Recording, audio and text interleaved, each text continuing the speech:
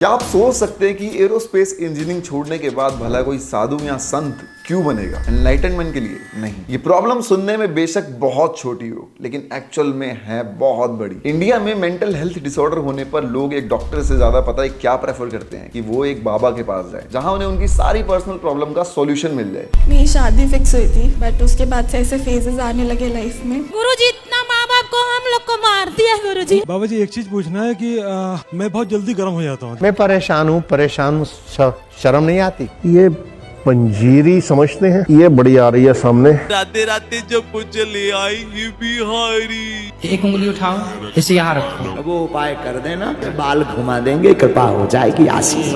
मैं अपनी बात करूं, मैं एक कथावाचक हूँ। मैं कोई संत साधु साध्वी नहीं। सिर्फ हिंदुइज्म में नहीं बल्कि सारे रिलीजन्स में अभी यही चल रहा है। मैं जब मरूंगा तो 4 को बेवा करके जाऊंगा मैं बस।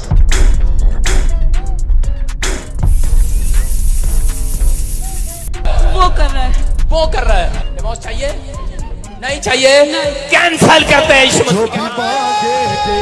झूठी होप्स देने से जब ऐसे लोगों को सॉल्यूशन नहीं मिलता तो इनकी प्रॉब्लम्स एक्चुअल में और ज्यादा बढ़ जाती हैं। और कई बार ये लोग अपनी प्रॉब्लम का सॉल्यूशन ढूंढते ढूंढते एक लूप में फंस जाते हैं, जहां पर एक बाबा से दूसरे बाबा के पास जाते हैं और एंड में जब सॉल्यूशन नहीं मिलता तो फ्रस्ट्रेशन और ज्यादा बढ़ जाती है। So you're still not addressing the point that who are you and I? India में लोग स्पिरिचुअलिटी और गुरु से बहुत ज्यादा फैसिनेटेड हैं।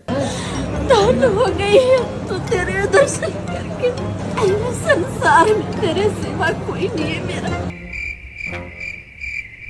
पहले गुरु और साधु एजुकेटेड ना होकर भी बहुत सारे लोगों को इन्फ्लुएंस करते थे, लेकिन आज के टाइम पर हम जैसे लोगों को इन्फ्लुएंस करने के लिए आपको एटलीस्ट इंग्लिश तो आनी चाहिए। You please ask a question. I'm not that dumb that a question needs to be explained to me. क्योंकि इंग्लिश बोलने से आप कम से कम इंटेलेक्चुअल और आध्यात्मिक ज्यादा लगते हो, और अगर आपके पास IIT, PhD या किसी भी ग्रेजुएशन की डिग्री है तो लोग आपको ज्यादा सुनना चाहेंगे। तो राधे राधे कर सकते हैं ना? जो वृंदावन में सब करते हैं राधे राधे, आपके यहाँ इस्कॉन में नहीं करते राधे राधे, ऐसा क्यों? I know what you can ask. I will tell you. Let me tell you this. मुझे बुलाना हो तो मैं आपको किस नाम से बुलाऊं? कल्कि है ना नाम तो? कल्कि। मैं बोल रहा हूँ कि मैं भगवान हूँ। ये है IIT बाबा AK अभय सिंह, जो खुद को कल्कि का 10वां अवतार बताते हैं और अपने आप को भगवान बोलते हैं। रिसेंटली इन्होंने इंडिया वर्सेस पाकिस्तान के मैच पर यह टिप्पणी कर दी। इस बार मैं पहले से बोल रहा हूँ, हाँ। इस बार इंडिया नहीं जीतेगी। चाहे तुम अब उनको विराट कोहली को सबको बोल दो कि अपने जेडी का जोर लगा के आज जीत के दिखा दो, तुम अब जाओ। मैंने मना कर दिया नहीं जीतेगी तो नहीं जीतेगी। अब भगवान बड़े हो गए, तुम बड़े हो, अब देखा जाएगा। वो तो शुक्र है कि इंडिया ये मैच जीत गया, वरना इस देश के अंदर एक और बाबा जन्म लेता जिसके पीछे लाखों करोड़ों की संख्या सिर्फ एक ही रात में लग जाती अगर इसकी बात सच निकलती तो। अभय सिंह का जन्म हरियाणा में हुआ और बचपन से ही इंटेलिजेंट होने की वजह से इन्होंने 18 साल की उम्र में IIT का एग्जाम क्लियर करा और ये IIT बॉम्बे गए, जहां से इन्होंने एरोस्पेस इंजीनियरिंग करी और उसके बाद ये जॉब करने के लिए कनाडा चले गए। कनाडा से वापस आने के बाद जब ये इंडिया में पहुंचे तो सीधा ये हमें मिलते हैं कुंभ मेले में। उससे पहले इनको कोई जानता नहीं था। महाकुंभ में मिली पॉपुलैरिटी से अभय सिंह की लाइफ का ग्राफ अभी बिल्कुल सीधा चल ही रहा था और इंस्टाग्राम पे फॉलोवर्स भी बढ़ने लगे थे, लेकिन तभी इन्होंने एक ऐसी कंट्रोवर्शियल स्टेटमेंट दे दी जो इनके फॉलोवर्स को भी पसंद नहीं आई। माँ बाप ही भगवान है। अरे माँ बाप भगवान नहीं है यार, माँ बाप को भी भगवान ने बनाया है। इस स्टेटमेंट के बाद अभय सिंह को इंटरनेट पे जम के ट्रोल किया लोगों ने और इंडियन मीडिया इनके पीछे हाथ धो के पड़ गई। इस बात को उन्होंने अगर इन जर्नल ना कहकर स्पेसिफिक कुछ माँ बाप को टारगेट किया होता सोसाइटी में तो शायद इतनी बात आगे ना बढ़ती। आप ले लो ये सब ना, नहीं चाहिए मेरे को ये पॉपुलैरिटी। अभय सिंह के फादर करण सिंह गरेवाल, जो कि प्रोफेशन से एडवोकेट हैं, उन्होंने टाइम्स ऑफ इंडिया को इंटरव्यू देते हुए ये कहा कि उनके और उनकी वाइफ के कॉन्फ्लिक्ट के चलते अभय सिंह को ये डिसीजन लेना पड़ा और वो 6 महीने पहले घर छोड़ के बाहर चले गए। और अभय सिंह AK IIT बाबा ने इंटरव्यू में खुद बताया कि कैसे उनकी मम्मी ने बचपन से अब तक कितना डोमेस्टिक वायलेंस सहा है, चाहे वो मेरी माँ के साथ जो इंसाफ हुआ हो। सीरीज ऑफ इसेवियर मदर का जैसे डोमेस्टिक वायलेंस में। अब ऐसी कंडीशंस में जब बच्चा ये सब देख के बड़ा होता है तो उसकी लाइफ में ये सब एक ट्रॉमा बन जाता है, जिससे उसको डिप्रेशन, एंजाइटी होना बहुत ही कॉमन है।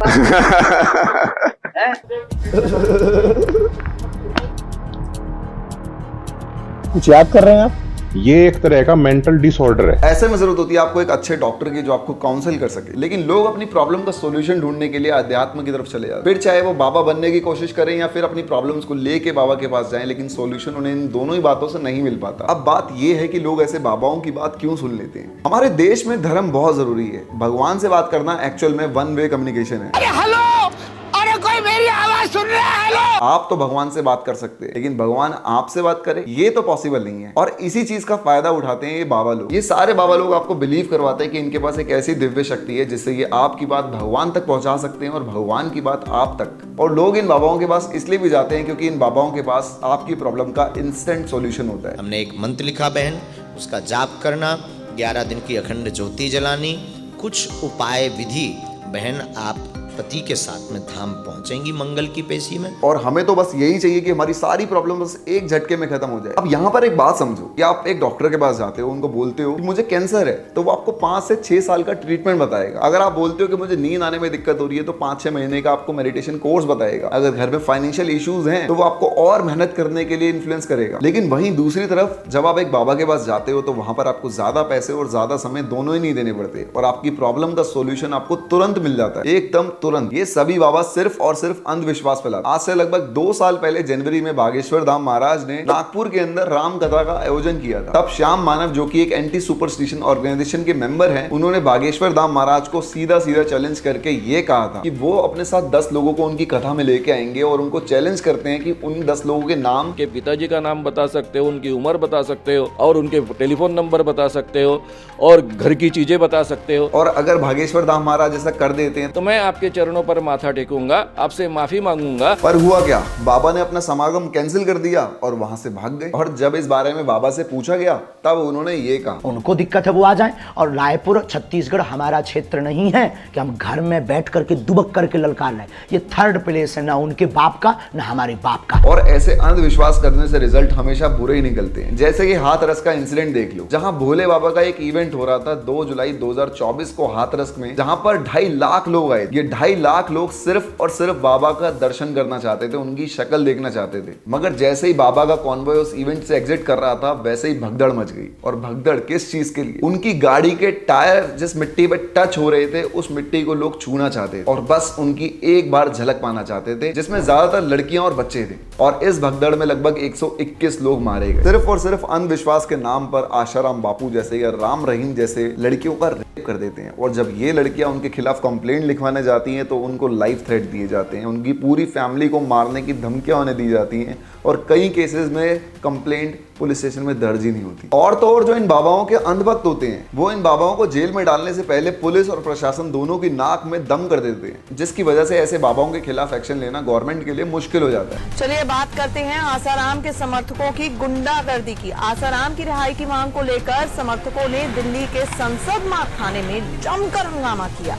समर्थकों ने थाने पर पथराव किया जिसमें 7 पुलिस वाले घायल हो गए। हालांकि हमारे कोर्ट्स में ये प्रूव हो चुका है कि ये रेप केस इन बाबाओं ने ही किया है, लेकिन इनके अंधभक्त ये मानने से साफ मना कर देते क्योंकि उनके लिए उनके गुरु भगवान के बराबर हैं, जो कि ऐसा काम कभी कर ही नहीं सकते। एक रेप केस में कन्विक्टेड बाबा को बचाने के लिए खुद महिलाएं खड़ी हो रही हैं, तो आप सोचिए कि अंधविश्वास की कोई सीमा नहीं होती। हमारे देश में सिर्फ यही तो चल रहा है कि हमारे विश्वास के साथ बाबा लोग खेले जा रहे हैं और हम खेलने भी दे रहे हैं। आप इस वीडियो को देखिए जहां पर कैसे एक बच्चे को घर से सिर्फ इस्कॉन भेजा था माँ बाप ने कि वो जाके वहां पे अच्छी चीजें सीखेगा और वापस घर को आएगा सीखकर, लेकिन उस बच्चे ने इस्कॉन टेंपल ज्वाइन करने के बाद अपने माँ बाप को ही छोड़ दिया। और अब इस वीडियो में उसके माँ बाप उसके सामने गिड़गिड़ा रहे हैं, रो रहे हैं कि वो बच्चा किसी तरह बस घर वापस आ जाए, और उस बच्चे के शक्ल पे एक शिकन तक नहीं है। जो बेटा बुढ़ापे का सहारा था उसके सामने ही माता पिता को गिड़गिड़ाना पड़ रहा है। कहीं कोई अपने बच्चे का बचपना छीनकर उसको बाबा बनाने में लगा हुआ है। इंग्लिश बोलकर ज्ञान देने वाले बाबा सदगुरु अपने पैरों की फोटो फ्रेम करवाकर अपनी खुद की ऑफिशियल वेबसाइट से अच्छे खासे अमाउंट में उसे बेच रहे हैं। और हैरानी की बात तो ये है कि खरीदने वाले लोग इसे भी खरीद रहे हैं। 17x12 का सदगुरु का ये पैरों का फोटो फ्रेम आपको स्ट्रेंथ ला के देगा, ऐसा ये दावा करते हैं अपने इस फोटो फ्रेम के डिस्क्रिप्शन में। कहने और बताने को तो इतनी लंबी लिस्ट है इंडिया में बाबाओं की कि ये वीडियो क्या आने वाली 10-15 वीडियो भी कम पड़ जाएंगी अगर मैं इन बाबाओं के बारे में बात करना शुरू करूं। एक रियल मॉन्क और साधु अपनी लाइफ की रिस्पॉन्सिबिलिटीज और प्रॉब्लम से भाग के साधु नहीं बनता है, बल्कि हमारी इनर सोल का क्या पर्पस है इस दुनिया में वो जानने के लिए लोग साधु बनते हैं। जो लोग सिंपलिसिटी से अपने लाइफ को बिताना चाहते हैं, जो अपने आप को मेटेरियलिस्टिक वर्ल्ड से दूर रखना चाहते हैं, ना कि बड़ी बड़ी गाड़ियों में घूमना, अच्छे खासे आलीशान बंगलों में रहना और एकदम आलीशान बिस्तरों पे सोना अपने आप को साधु कह रहे हैं, और खासकर यूट्यूब और टीवी पे आने वाले बाबा कितना सिंप्लिसिटी से अपने जीवन को बिताते हैं, ये बात आप मुझसे बेहतर जानते हैं। और एक अच्छा साधु अपने शिष्य को भी उन्हीं रास्तों पे चलने के लिए बोलेगा जिन्हें वो खुद तय करके अध्यात्म की राह में आगे आया है, ना कि भक्तों और भगवान के बीच का कम्युनिकेशन ऑफ मीडियम बनकर उनको गुमराह करेगा। पर ऐसी प्रॉब्लम को सॉल्व करने के लिए हम क्या कर सकते हैं? सबसे पहले हमें अपनी मेंटल हेल्थ को प्रायोरिटाइज करना पड़ेगा, ताकि जब लोग साइकियाट्रिस्ट या डॉक्टर के पास जाएं तो वो खुद को पागल ना समझे, क्योंकि एक बहुत ही नॉर्मल प्रॉब्लम है और हर किसी को हो सकती है। अगर मेंटल हेल्थ जैसी प्रॉब्लम को हम लोग सोल्व कर पाएंगे तभी जाके लोगों की रियल प्रॉब्लम लाइफ से खत्म होंगी। और इसके लिए बहुत जरूरी है कि हमारे आसपास के लोग हमारी प्रॉब्लम को एक्सेप्ट करें, उनको सुने बैठकर, ना कि उनका मजाक बनाएं। दूसरा, पॉलिटिशियंस और एक्टर्स को इन बाबाओं के साथ फोटो खिंचवाना और उनसे वोट मांगना बंद करना पड़ेगा। कर्नाटक और महाराष्ट्र जैसी स्टेट में एंटी सुपरस्टिशन लॉ है, लेकिन हमारी सेंट्रल गवर्नमेंट को इस लॉ को बाकी स्टेट्स में भी इंप्लीमेंट करना होगा, ताकि ये फेक बाबा कॉमन और इनोसेंट लोगों को और ज्यादा पागल ना बना पाए।